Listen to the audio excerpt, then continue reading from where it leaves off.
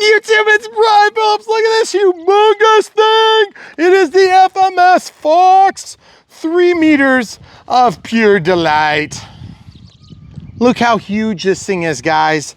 And we outfit ours as simple as it can get with an AR-620. Yeah, that's all I used. And this has the Reflex in it with auto leveling and all that good stuff. And stabilization. We also set up flaps. Should be pretty basic. The wind is blowing from that direction here. I think what I'm gonna do is set some takeoff flaps and get this thing in the air because it's really hard to hold. It's huge. Okay, how am I gonna launch it? I'm gonna feel for the wind. Camera crew is gonna be Johnny on the spot. Throttle cuts off. It'd be cool if it just took off out of my hands. There you go, guys. Throw caution to the wind, literally. Woo! Oh, that thing looks gorgeous up there.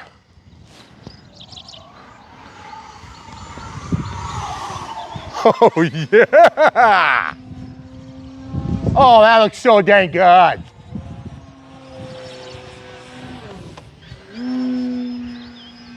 Okay, so getting into position here, cam crew and I are gonna get back here. And we're just gonna look at those dainty little clouds there. Oh yeah, real small ones there. We're gonna see if we can get in some thermal accogen and just flying it along, just doing a little minor corrections there.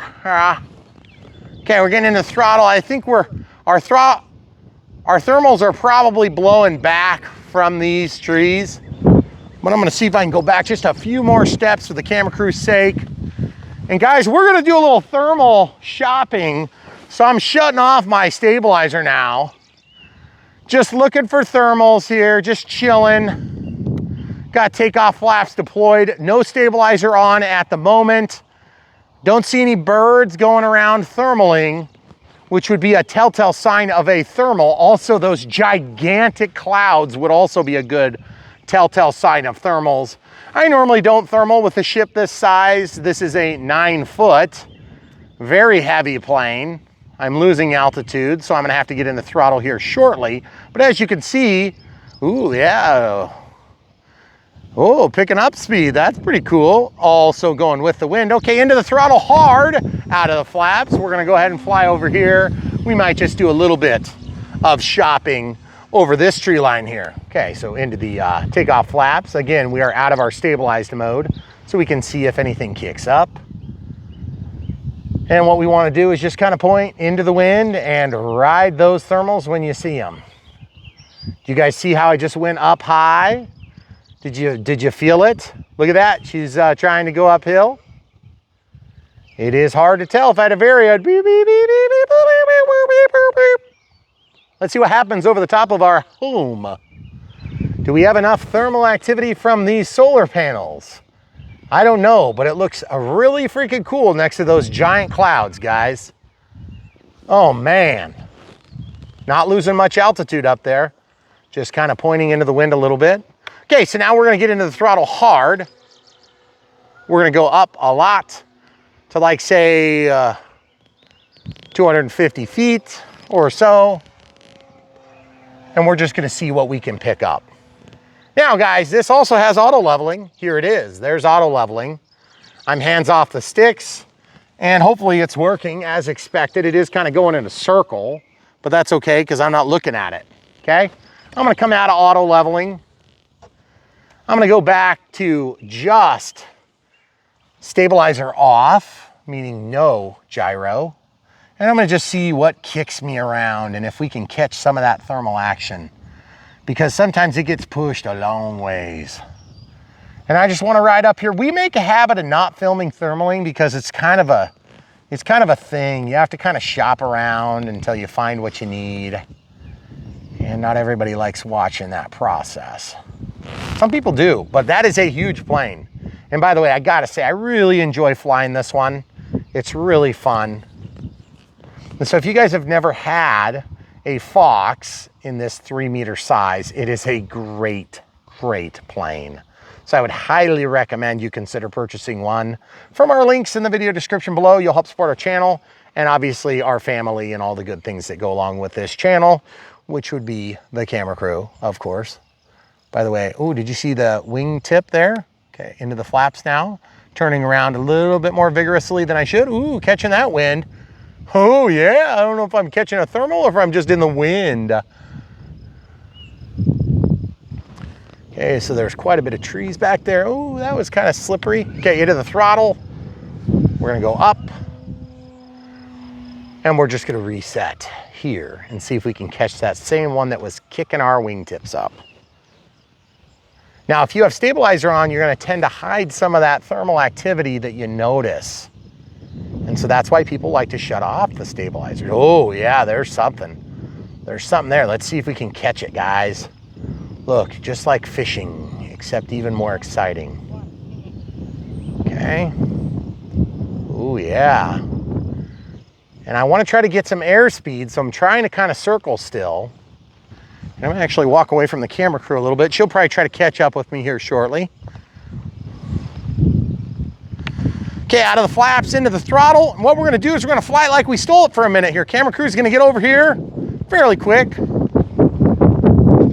Okay, into the stabilized mode. And we're just gonna do some more conventional flying like what you have come to expect for Brian Phillips RC. Listen to the scream. Gotta love when there's a huge plane in tight quarters. It looks something else, guys. Reflex V2 is doing a great job keeping that thing tame and greasy. Our timer is about to expire, but it doesn't mean much. Okay, honey, I'll try to get down below the sun, yeah, sorry. I can't see you at all. Okay, here we go. We're gonna try to do an inside pass or two. You good? Yep. Okay, just bringing it in. Guys, this thing will glide forever. Here we go. Oh, yeah. Oh, fudge packer. Well, that'll happen sometimes. When you hit that hard, that breaks your carbon fiber spar in half. Wow. Ugh. Yeah, there's a tree there. Eagle killing zone. You may have heard of it before. Well, we can add the fox and eagle. Let's go check out the damage. I'm sure it's severe. Okay, so it's in its natural habitat here in the deep weeds of the Brian Phillips RC Radio Park. As you can see, it's laying here being lazy. We don't know where its other wing went, but we can see that one is waving at us. The elevator's not working and the rudder's not working. Not a big surprise, because we really screwed this one up. As you see, guys, yeah, there's your problem right there. The wing fell off. Wow. Actually, it didn't fall off. That made a really big hole in the ground. Wow, it did. Oh, man. She went to town on really it. Dipped the tip. Wow. That's crazy. Dude, that is a nasty hit. The funny thing is, the one thing that's cracked on here seems to be working, and yet the elevator's not. I don't understand that. I wonder if it yanked the whole receiver forward. Yeah. But where the heck is the other wing? You would think we'd be able to see a wing that size. I wonder if it's behind the little row here. Okay, so guys, look. If you're gonna get your tip and you're gonna dip it, you better be careful. Might as well. So check this out, guys. That is broken. That's crazy. That's what we call an operator error. When those trees, when those 40-year-old trees jump out from nowhere, that's exactly what happens. Full of dirt and grass. Okay, we've taken the sample. All right, let's go on a little nature walk until we find the wing. So guys, I know it's super disappointing to watch us crash. I'm sure you hate to watch us crash because it's so much more fun to watch these beautiful planes airborne. It's right here, honey. Where? Right here. Oh, great. Look at that. Oh, look at that. It just went into a super convenient spot. Not next to any poison ivy at all, right? Right. Yeah, there's some right there. Yep. It's actually, yeah, there's poison ivy behind it too. Okay, so we'll just jank that out. Oh yeah, just good as new, guys. Actually, doesn't look that terrible. Well, I mean, this one, when we hit the tree, we definitely hit this one first, right? Yes. It sounded loud when it hit. It did sound loud. I am kind of curious if what happened inside while the elevator and servo's not working on the rudder and stuff. I think it disconnected. So we're gonna pause and find out. Okay, so we're back inside. Time for the crash damage report. Obviously, we broke the carbon fiber spar, which is incredible, and that was loud. I heard it like a gunshot, okay? That was totally 100% operator error. That was not a malfunction. In this case, it was totally just me sucking. Okay, so what do we have here? A little delamination from the canopy here. Actually could be resolved probably with a little bit of foam glue, okay? Or some Formula 550. Okay, that wing, we already have established that it's in all right looking shape. Doesn't mean it's actually working. Holy cow. We broke the reflex. We broke the reflex out. Oh, geez. That is crazy. We've never done that before. So I think what I want to try to do is figure out, did it actually unplug? Hey, look, now we get to see what it looks like inside. Fun. A little bit concerned. Okay. So this would have to get remounted, of course, for it to work. I'm wondering if we just unplugged the wires because it pulled forward so fast. Because the elevator and rudder don't seem to be working. Doesn't mean they're not working. Watch yourself, I'm gonna unplug this. Okay. Okay. So obviously the battery slipped forward. Yeah, holy crap. Okay, we need to be kind of careful with this. Ooh, that's bad. That thing, that's dangerous. So the balance lead actually broke, okay. So that's, unfortunately, we killed it. Well that'll be convenient from earlier today. Isn't probably gonna be good anymore. This was good. So yeah, unfortunately that broke. Yeah, there's a little bit of damage there. And surprisingly, I think that might be the worst of it.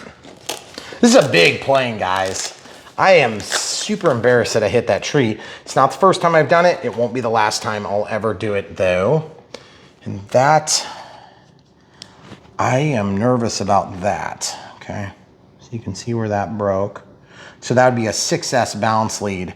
So we might have to take that outside for the evening because there is a point where it was pierced. And I don't know if that made it all the way in or not, okay? So we'll just, for now, just put that there to keep it safe and away from us. Obviously the ESC is probably okay. Looks like obviously this wood tray broke a little bit. Let's see how it actually fared surprisingly well, considering how hard it would have landed. Because I mean, there's like, when you lose a wing, it just tends to not really go well for your plane. Okay. I want to pull this off and I want to get all the stuff out of the way. And I think I might grab a plane stand and come right back. Okay, so this is how you take your wings off the correct way. That wasn't the right way? Pull on the end, please. Hard. Thank you. Okay, once you're out, you can let go of the clips. Oh, shoot. Got it. Got it. Okay, so as you can see, that wing got broke. This got broke. I mean, it's still incredible. Look at how bad I broke that. That thing is still working. Yeah. That is so nutty. Okay, so we're gonna lay that down. Then let's look at the nose. I gotta see, I mean, this reflex being broke is that's what's weirding me out, is why does the rudder and elevator not work? And I mean, obviously from the crash, but I wanna know what happened beyond, I mean, I wanna know how bad the damage was, not necessarily how it happened. I know how it happened. I was wrong in my judgment of distance. Ooh, yeah, a little bit of goodness there. Half the yard came in with us. Yeah, I can't tell if I broke the motor or not. I would be kind of amazed if it didn't. Fortunately, we had rain yesterday, so this is like soft dirt. True. Let's do a little pre-rinse. Let's do a little rinse. So guys, I don't know if you always do these post-mortems too, but I always do post-mortems on the planes when we crash them. Not just from the simple fact that I'm a curious type of person, but I like to know what survived and what didn't. And to be honest, I feel bad that we crashed this plane, but the thing is, I don't feel so bad because I know it's a great plane. I know it didn't crash because there was some like linkage that broke or anything. Not that that's ever happened with an FMS plane. This is just sheer stupidity on my part. And honestly, we've done it before, we'll do it again. But I love the way that this plane was flying before I ran into that tree. It was doing such a great job. And I mean, I don't know why FMS can't, you know, help us to avoid trees better. Make a plane that can hit a tree. I thought you were clear of the tree too. I thought I was clear. It's just such a dang big plane. It's like you kind of forget. And you know, I've cleared those trees 100 times. Well, a lot more than 110,000 times. And I've only hit it twice. I've clipped it a couple of times, but that was just an aggressive crash. It's unusual that I go and hit them that fast too. Usually it's like one little edge, you'll kind of clip it. Yeah. This was like intense, like bang, break the carbon fiber. Break the carbon fiber in half. I feel kind of like that guy in Princess Bride. And, you know, when he wakes up and he's like, why are you cleaning me if you're going to torture me and kill me? It's because the king wants to see them, wants everything to be healthy before we kill them. Yes. Do you remember that? And now we have to watch The Princess Bride tonight. Yeah. So guys, if you've never crashed a plane, then you don't understand how fun it can really be. It kind of sucks, to be honest. It's terrible. But you know what? That's part of the hobby. And when you start this hobby, you're going to realize that inevitably you will crash. We try to help people to avoid having crashes. We also fly in tight quarters here. So most people aren't going to have that type of an issue come up where there's like just a tree from nowhere that just totally just grew up yesterday. Yeah. 30 years ago. The tree's like older than you. Yeah, I don't know about all that, but we weren't here to know. There's a lot of dirt in that spinner still. Really? Yeah. Okay. Well, it's getting better. Yeah. So guys, really, the reason I'm cleaning it is because when I spool it up, I don't want to spool it up with a bunch of debris in there because I could damage something even worse. And really, to be honest with you, if this thing is only split that little teeny bit and only the canopy split a little teeny bit, that's kind of incredible. That's a testament of a high quality plane because that thing hit hard. I mean, it hit really hard. It didn't even break the prop, for goodness sakes. I know. That is incredible. Super strong, super well built. And there's not even that much crushing for as big as the hole in the ground was. I know. It's like the ground was softer than the foam. Yeah. Okay, so here we go. So now let's go ahead and get this thing back up onto the stand. Now the next thing I'm really kind of curious about is what caused the rudder and elevator to stop working? Was it A, the wires coming undone, which is my guess, B, something else, or C, the reflex failed somehow, or it was in some sort of a, I have no clue what just happened, therefore I'm gonna give up. I don't know, because honestly, it could be what happened. So let's go ahead and release here. Spin. Which way do I need to spin? That way, evidently. Yep, came unplugged. Okay, so that's actually a great sign. So that means our tail feathers are completely unscathed. Okay, so that's pretty awesome. Honestly, the wing that entered into the death machine, also known as the tree. Let's see if we can find them. Yep, they're right there. They're gonna be a real pain in the neck to get out though. But honestly, I mean, there's no reason why we couldn't get those out. And then let's just think through this logically. If I was a logical person, this would be also on my mind. Okay, I destroyed potentially what would be a very expensive battery. As you know, this is a 50C pack, but as you can tell, it's seen a little life. So what I'm gonna do is I'm gonna go downstairs, I'm gonna get a new connector, and I'm gonna fix this right now so I can test it, and we're gonna show you if we destroy the battery. Okay, so as you can see from this, if you look close enough,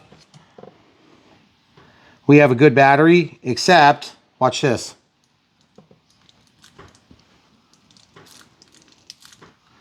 Earlier, yeah, that's a little scary. You guys see what just happened there? there's some sort of a short circuit in the actual board, and that's my concern. See this? It's trying to rebalance everything. But the worst thing you want to have is a battery that's in an unsafe condition. And you can see right there, see that spike? That's where it got hit. There was a black mark on it, and I was wiping it off. There it goes. Okay, so it's going to attempt to keep it balanced, but it's not going to always be able to do it. And so that's why I put it on this tray. So, what do we do with batteries that are dead? Normally we would do surgery on them to eliminate keep the leads, have something to fix, but this is damaged and it could be potentially dangerous. So my first normal course of action is try to discharge, but since I have this tool, I can actually plug it in and see what's going on as I work, okay? So I'm gonna work with it with some gloves and safety glasses and all that stuff, and just carefully remove this and see what's going on. So we'll come back. Okay, so this is what's left of our smart battery. I took it out back and chopped it up. And the reason I did that was because when I get a battery that gets damaged, I can tell what happened if I'm careful. Now, inside of these smart batteries, there's a chip. And I think this chip got damaged. I pulled it out before, I'm just pulling it out again. You gotta be really careful if you guys get into this. I would not suggest you do it. But this is the little circuit. This is on a Gen 1 pack, by the way. And so each of these things goes out to a lead. And of course it takes care of the automatic balancing. So it's the battery management circuit. And that was buried in amongst all sorts of foam and different plastic and epoxies and stuff like that. And here it is, it's all covered in this tape. And so I just show you this so you guys can understand what you're getting, which is not usual inside of a non-smart battery, okay? If you look at that, it's got all that stuff going on, which is pretty cool. Okay. And it says 202. So 202 ohms, I'm not sure. But yeah, so it doesn't smell burned, but it might have also been a place where a wire, the silicone, had penetrated through. But where it sits right now is out of my driveway in a safe spot. But pretty cool if you guys haven't ever seen that. And so these are actually wired up alongside the balance leads. And then, like this. This would be together, and then this would be with the black, and then the gray would be the data port, okay? So this is your data. So it says line. So that would actually, so like for instance, if you were to resolder this together, and I do that for safety, I cut them at different lengths and get them out of there. I extract the outside of the case, rip it off carefully, and then I get down to it. Now don't do that if you're not used to dealing with electronics that are live, because you can hurt yourself, so be careful. I wouldn't suggest you do this either. But it is kind of neat to see how these work. Now, obviously, when you get a battery that's damaged and you're not sure about it, you should just get rid of it. It's the safest thing to do. And talk to your local waste management people, and they can help you figure out what's legal in terms of getting rid of a hazardous material like lithium, okay? But as you can see here, this also broke. And so because that broke, I thought, well, if I can just redo the end, because I had all the pins, I might be okay. But then I got to thinking, I'm like pressing on this, and all of a sudden on my screen, I saw huge disparities. And I'm like, whoa, pump the brakes.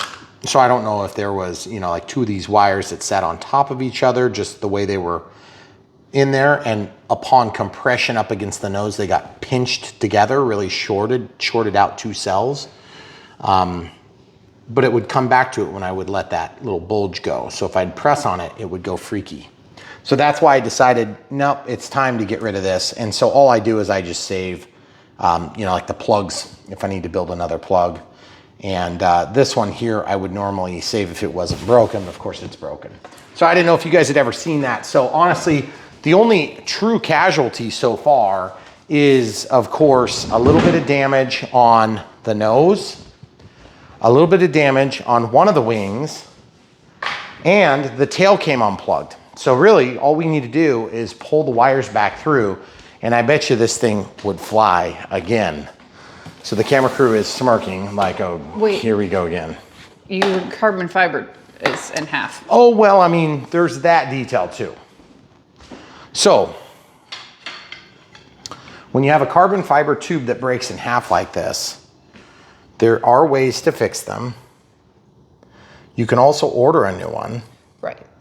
But what I would do, because I am really lazy, is I would just stick it in there and just run it with a shorter carbon fiber spar.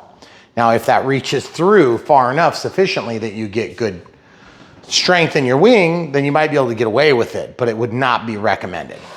So the better option would be to actually either repair this or replace it. And repairing something like this is probably not going to be real cost beneficial, but you could actually put something smaller inside of it, epoxy it, and then bring it back together. Of course, you're never going to be quite as strong as what this was, because these things are extremely strong and sturdy and beautiful. So I would be willing to try flying it with that if I could get all the rest of it together. But we haven't even tested the motor, we haven't tested the elevator, and the Reflex case popped open, and that's it. I just think it just happened to get jarred to the point where it just popped forward. So I think on this one, this will be pretty easy. We'll just stick that back down into the bottom half of the cabinet, and that should be done, because it looks like it's just a pressure fit anyway. So I'll see if I can get that to snap back down, which looks like it did just then. Okay, so it snapped back down.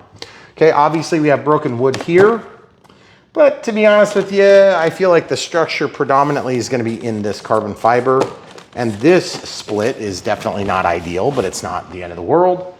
Really, what's going to tell the tale is whether or not our motor still spins, and if the elevator and rudder have failed. We don't know that yet.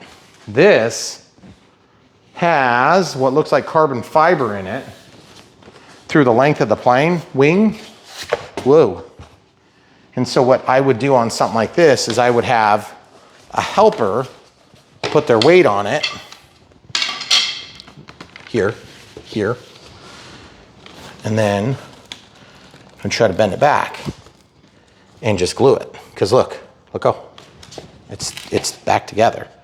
Okay, that is pretty incredible testament to the strength of this aircraft. Now, I am not 100% sure if that broke, but it kind of looks to me like it did.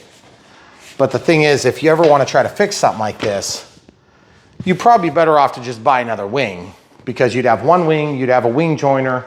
This wing is actually flyable, I think, but you'd have to plug it all in to find out. Now, my tail section is totally fine, but we can actually test that really easy. I'm just going to lay this aside too. If we take this, knowing full well that we're going to have to yank these wires all the way back through, I might as well pull them through. Could you just plug it into a servo tester just to make sure? Yeah, I could. Okay.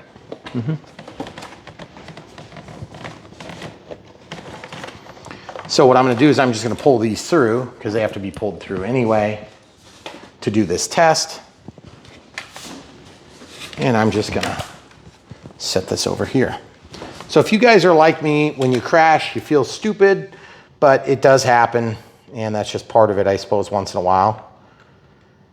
But I want to learn as much as I can learn from the crash, not the least of which is, was the plane well constructed? And yes, in this case, it looks to have been extremely well constructed, but I still managed to kill it. So now we need a 6S pack. What do we have that's 6S that's easy to grab? Let's grab anything that's 6S. This is a 4S. I don't even care if it's fully charged, but I do want to make sure that it will turn on the plane. Okay, so we're going to get this ready. We're going to make sure that we're Johnny on the spot, protecting ourselves from the prop. Throttle cut is on, throttle sticks down. Now obviously we're not gonna be flying it right this second, we're just gonna be testing. So just kind of sliding this battery in there. Okay. Now just in case all heck breaks loose, we're gonna go ahead and pull this strap tight. And we're just gonna throw the receiver back a little bit. And here goes nothing. Okay, so a couple things we need to test. I wanna make sure that's out of the way. Elevator's working. Rudder's working, elevator's working, rudder's working. You saw it snap, that was just the stabilization kicking on. Okay, so throttle cut is currently on and tested. Now I'm gonna test it with throttle cut off. Throttle cut is off. I'm grabbing the plane by a place that I can hold on to.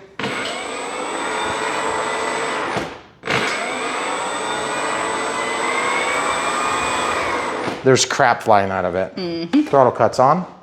I wanna just maybe take a second and see what all the crap is. I think it's just more debris from the ground, but I don't want it to fling on the ceiling. I don't mind if it flings on the ground, but I do mind if it flings on the ceiling because that would be impossible or near impossible. And so I'm hearing what sounds like a noise in there. And this has really tight prop clearance. Obviously our throttle cut is on. It's been double checked, triple checked now. And I just wanna see how bad this is gonna be to get this debris out of there. Do you hear that noise? Do you want a thinner cloth? You hear that noise? What is that? I think it's just in the spinner. It could be like, yeah. I wanna see if I can get whatever's in the spinner out of there so we can validate whether or not this thing has been damaged. And I'm at 15%. Okay. So we're gonna grab the parts kit here, or the screwdriver set, and see if we can get this out of here. I gotta put the cup up.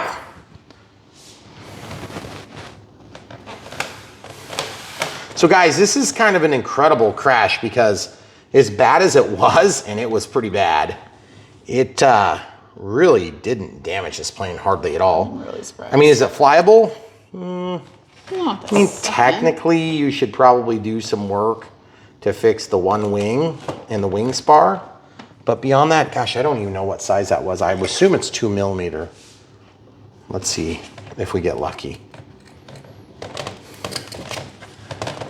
I think there's just dirt in there.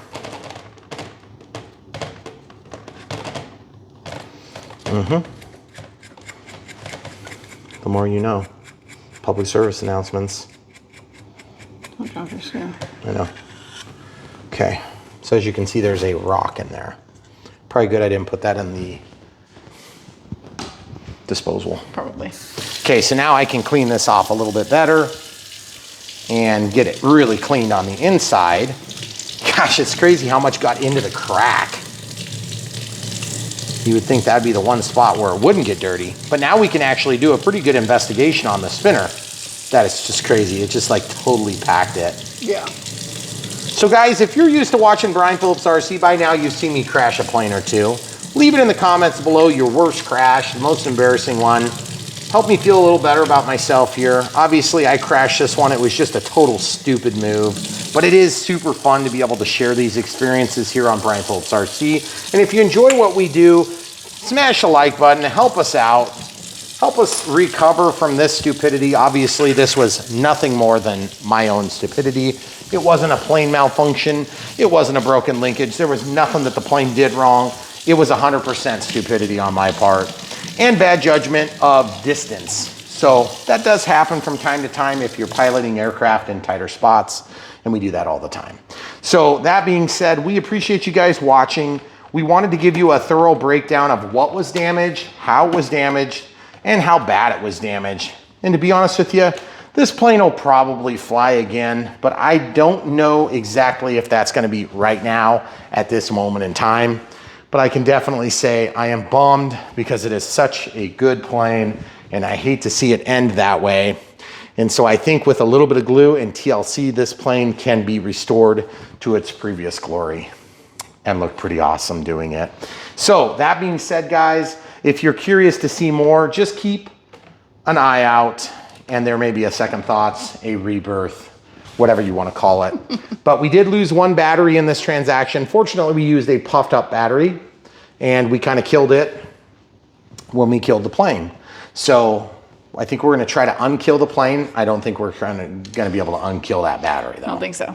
So any questions, camera crew? Are we good? I think we've covered all the We things. have thoroughly beat the dead horse. Yeah, you This- broke it in half. Well, I didn't technically break it in half. It broke itself in half Well, the tree broke when it in I half. pointed it at a tree. You didn't point it at the tree. Did I? I thought you were clear. I thought I was clear too. That tree came out of nowhere. And I usually am more concerned about it than you are. And I thought you were good. I thought I was totally clear. I was coming in for a pass. I know. It was going to be cool too. It was gonna be awesome. It was gonna be like super huge plane in a tight area. Evidently it was just a little tighter than too anybody tight. thought. So guys, if you wanna help support us, buy these things from the links. And if you see it again, you'll understand it is truly a phoenix, but this isn't a phoenix, it's a fox. So thanks for watching. Come back for more.